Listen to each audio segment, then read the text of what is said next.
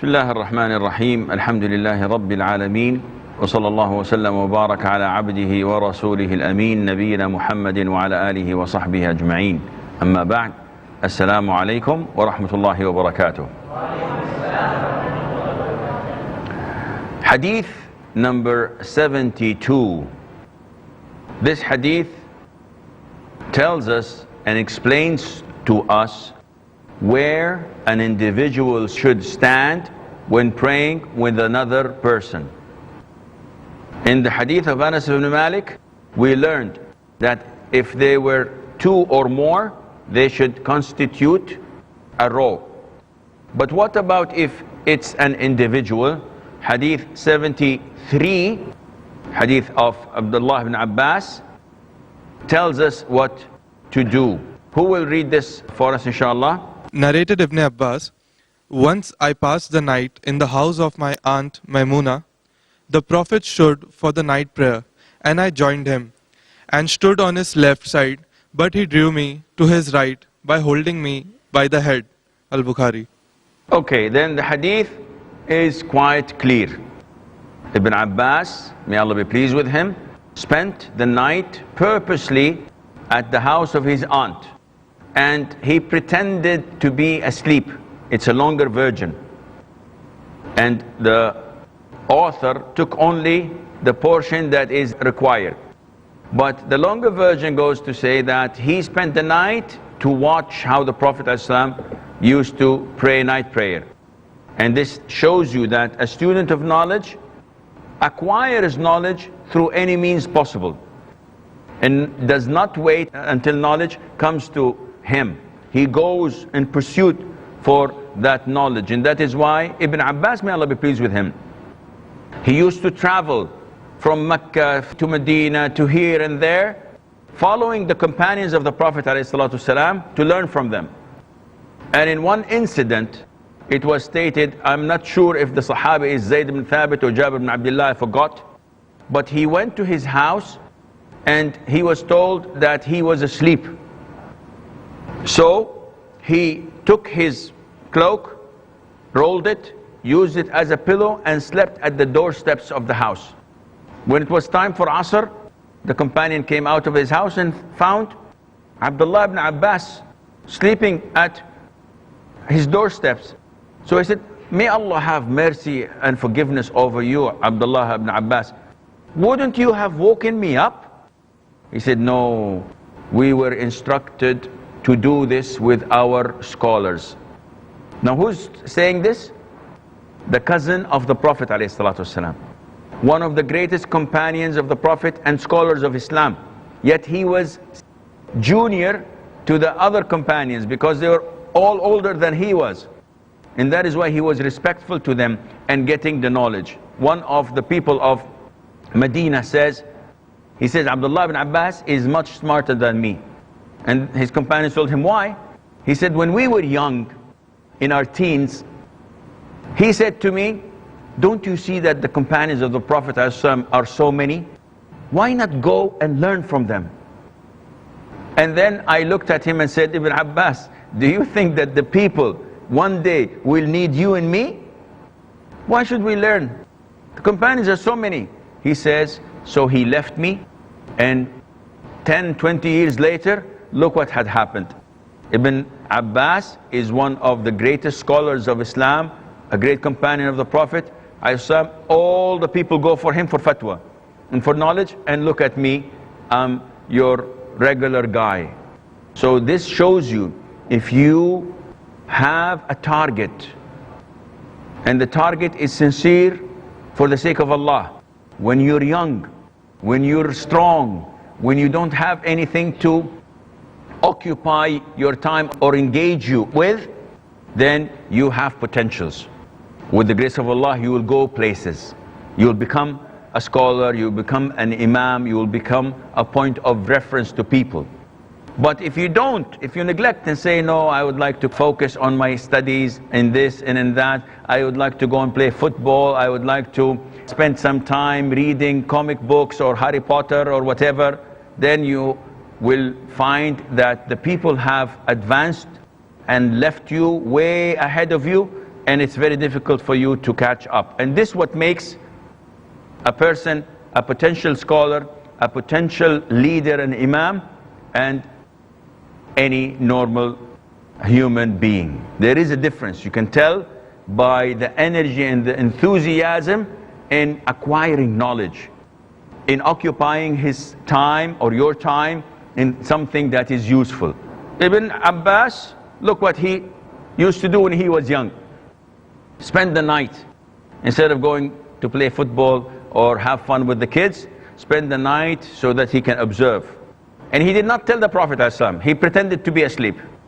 So he saw the Prophet when he performed wudu, when he slept, when he woke up in the middle of the night and he made wudu again, and he recited the last 10 ayahs of Surah Al-Imran, Inna fi khalqi samawati wal ardi, to the rest of the ayahs. And then he started to pray. Once he started to pray, he jumped and stood to the left of the Prophet ﷺ. And the Prophet corrected him by holding his head and bringing him to his right hand side. And from this we learn where a man should stand next to another if they're praying in jama'ah. The imam to the left and the ma'moom to the right. Now, should there be a gap between them? Should the imam be a little bit forward? Some scholars said yes. But the most authentic opinion is that there is no evidence. They should stand shoulder to shoulder. Of course, the imam should be a little bit in line or a little bit ahead. But never the ma'moom should be ahead of his imam. And from this hadith also we learn that the difference of niyyah does not affect the prayer in case of the imam and the ma'moom. How is that? The Prophet started the prayer as what? As munfarid, as an individual. And in the middle of the prayer he changed it from individual into congregation. So this is permissible. Why do I say this? Because a lot of the Muslims get cold feet and they freeze when they pray sunnah after dhuhr, for example, and someone who did not pray dhuhr come and stand next to them and tap them on the shoulder saying, I'm praying with you, you're my imam. Or if 3 or 4 come behind him and they tap him lightly so that he would be their imam. A lot of the Muslims, what do? They freeze. I'm imam. How can I tell them that I'm praying sunnah? How can you don't have to. Okay, should I change my niyyah into dhuhr? But I prayed dhuhr. Okay, initially I'm going to pray 2 rak'ahs. Should I change it and pray 4 rak'ahs? Akhi, don't change anything. You're praying 2 rak'ahs as sunnah, continue praying 2 rak'ahs as sunnah. And once you finish, offer salam, and they will complete their prayer.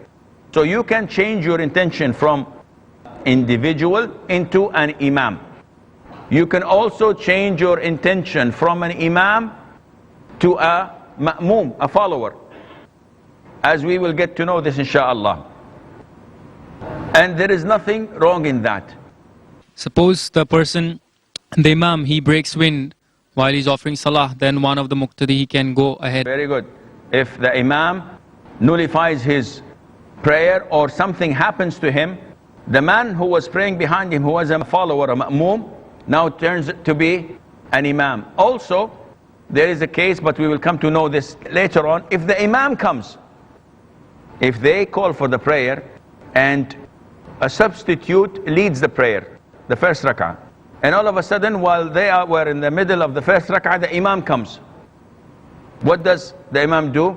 He instructs the person leading the prayer to go, and he leads the prayer. And we will get to know this inshallah later on. So, in short, you do not have to have the intention to be an imam when you begin a prayer. You can shift and you can pray according to what you need, as long as you are praying with a niyyah and the ma'moom or the follower is praying with a different niyyah. This is okay. What's not okay is for you to change your niyyah from voluntary into fard, for example. This is not permissible. But what is the ruling on if I was praying 2 rak'ahs sunnah of maghrib and the people came to pray behind me who were late and could not pray, came to pray with me Maghrib prayer. Should I raise my voice or keep it as it is? Now I'm leading, but I'm praying my two sunnah. So what do you think? Those who say, I must continue my prayer silently, raise your hands. 1, 2, 3, 4, 5, 6. Okay. Those who say that I may raise my voice as if I'm praying Fajr or Maghrib, raise your hands. And they are the majority and they are the right ones to say.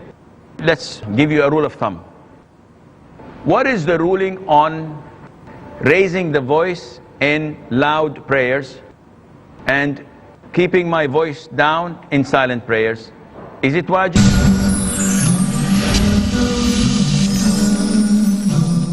Assalamu alaikum and welcome back. We move on to a chapter that deals with imamah. This imamah we're referring to is the leadership of the prayer. And what are the rules and regulations governing this great form of worship? And we know that the best of all imams is the Prophet ﷺ. So how would we learn the rules of imamah? By observing his prayer and how the companions, may Allah be pleased with them, used to do with him. And it was he, the Prophet ﷺ, who said, إِنَّمَا جُعِلَ الْإِمَامُ لِيُؤْتَمَّ بِهِ. It was, the imam was only made so that people would follow him. And he's the one who said, صَلُّوا كَمَا رَأَيْتُمُونِي أُصَلِّي. Pray as you have seen me pray. So by combining these two hadiths, we can get a hint, inshallah, of what to do. Hadith number 74. Yes, brother.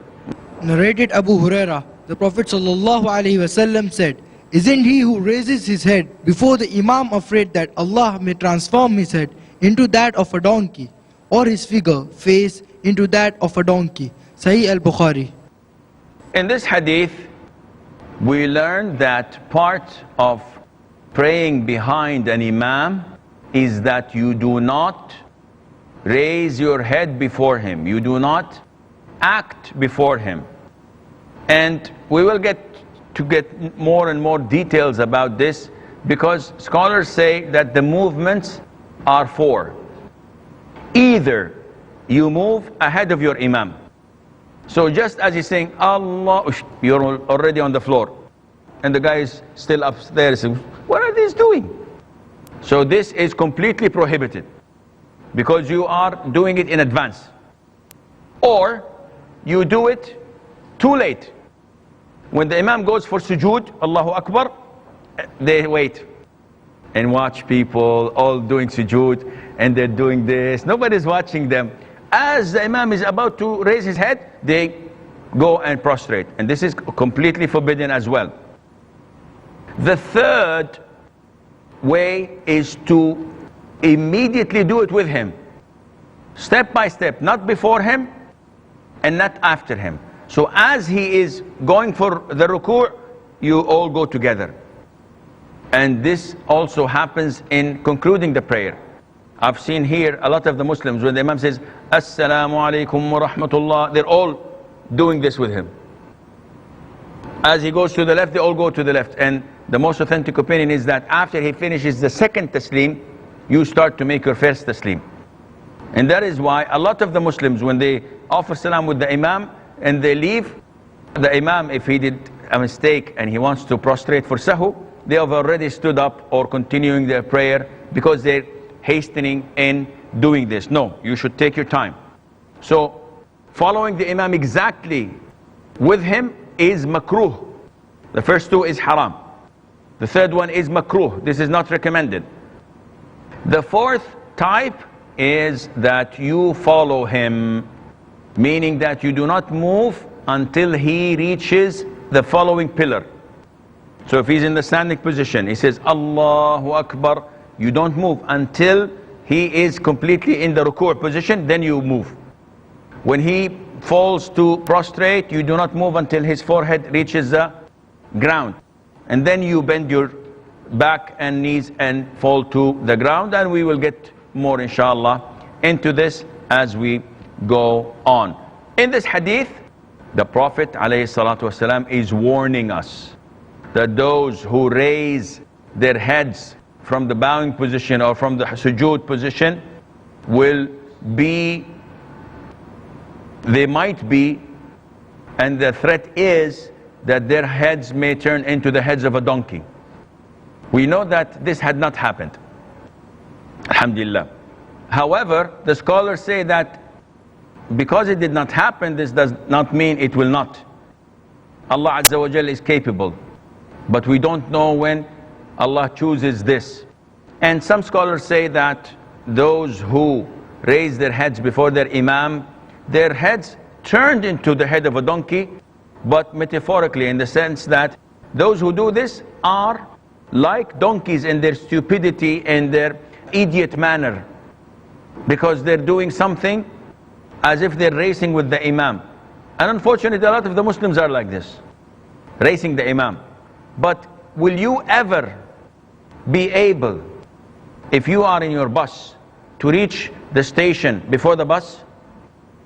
No matter what you do, if you go from the back of the bus to the front very quickly, you'll still reach the station after the bus. So likewise, when you start a prayer, will you ever be able to conclude it before the imam? Take your time. Then take your time. This is one of the ways of knowing how to feel khushu'. You're not going anywhere until the imam concludes the prayer. So take your time. Say Subhana Rabbi al-A'la wa bihamdih, and consider it and contemplate in it. Don't say Subhanallah, Subhanallah, Subhanallah. I did 20. MashaAllah, so what? Do 3 with khushu', with concentration, better than 100. Islam focuses on quality, not on quantity. The Islam focuses on quality. We want to have 1,000 good Muslims rather than having 1,000,000 of carry-on Muslims or drive-through Muslims. These are not proper Muslims. We would like to have quality. So the Prophet is giving this threat, sallallahu alaihi wasallam, to make the people aware. The issue of praying behind an imam is based on discipline, and it teaches the Muslims to be disciplined. And whenever you find Muslims undisciplined, you know that their Islam is on shaky grounds. We move on to hadith 75 and 76, and these two hadiths are very important and essential. But before that, do we have any questions? We have 3 questions. Sheikh, this is regarding hadith 72 on barakah, which you mentioned. I have read that Khalid bin Walid radiallahu anhu, he had 2 hairs of the Holy Prophet sallallahu alaihi wasallam, which he used to keep in his cap. Now, what was it for inspiration, blessings, or out of love for the Prophet? We've stated, my brother, that the Prophet ﷺ was the only one that was permissible for us to seek barakah through him. So by having his hair, some of the companions had this, and this was completely legitimate. He himself, on Sulh al-Hudaybiyah, when he was prevented from offering Umrah, so Allah instructed him to make tahallul from his ihram by shaving his head and by slaughtering his hadi. And so he did, and he instructed the companions to take parts of his hair. Not only that, Sulaim, the mother of Anas, it was reported in authentic hadith that the Prophet ﷺ slept in her house, napped, and he was sweating. So she took a small bottle and collected the sweat of the Prophet ﷺ in that bottle. And the Prophet woke up and said, "What are you doing?" And she said that we are putting it with our musk and with our perfume, and it makes it the best of perfumes. And the Prophet ﷺ and did not elaborate. So scholars say that this is only for the Prophet ﷺ and his traces. Look at these stories initially to know the status of the Prophet ﷺ in our hearts. We do not worship him. He's only a human being, but he is the top of the ladder. He's the best of all human beings, sallallahu alaihi wasallam. He's a servant of Allah. He's the chosen one. And he is the only one that we are allowed to seek the blessing and favor of Allah when he was alive. But after his death, we have to prove that these hair belongs to him, or this sword, or this cloak, or these slippers, or whatever. And this is not possible today. So whatever you heard about the companions, it was true, inshallah. Second question, Ashi. Sheikh, in the hadith number 73 about Ibn Abbas radiallahu ta'ala anhu, when he said that Rasul sallallahu alaihi wasallam took him from his head and brought him to the side. From the back or from the front? Yes, this is a usual question that people ask, and we do not have an explanation or a detail, but most likely if it was from the front, this is permissible because this is not him passing intentionally. This is the Prophet taking him to correct his position, and this is inshallah permissible, and there's nothing wrong in that. I'm afraid that this is all the time we have for today's program. If you have any questions, write them down. Inshallah, we will try to devote more time for your questions next time. So until then, fi amanillah, assalamu alaikum wa rahmatullahi wa barakatuh.